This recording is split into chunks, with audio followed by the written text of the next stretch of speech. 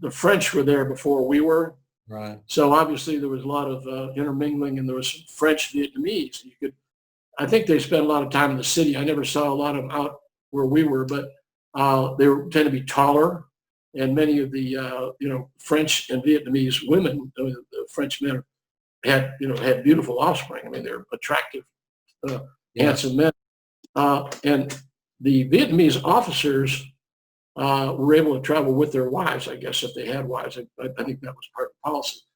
We picked up a French Vietnamese officer, young guy, booby trap victim, again, both legs blown off, right? Mm-hmm. And he's on the stretcher, and his wife gets on, and she's in this white outfit, and she's really very attractive, okay? And I felt sorry for her because here's her husband, that it looked like they hadn't been married a long time.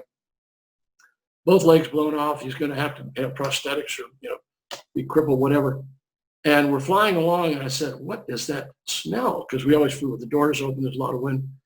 When you die, often you lose control of your sphincter muscles. This guy defecated all over the litter, okay? And I thought to myself, talk about insult to injury. Not only did she have to be with him, he's got both legs blown off, and then, of course, she defecates, and the smell is terrible, but that was just an indication that he had died. And we got him to the Arbonne Hospital, and they had a different hospital than we did.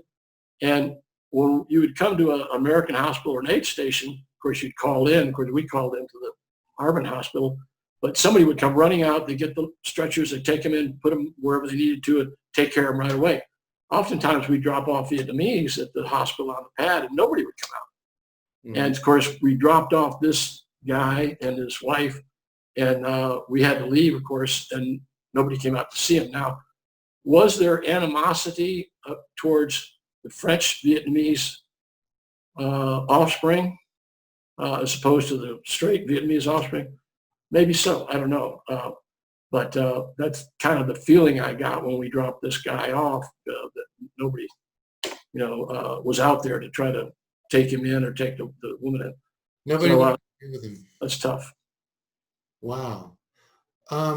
What did the wife do? I mean, what was her?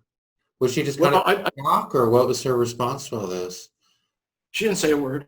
She was very stoic.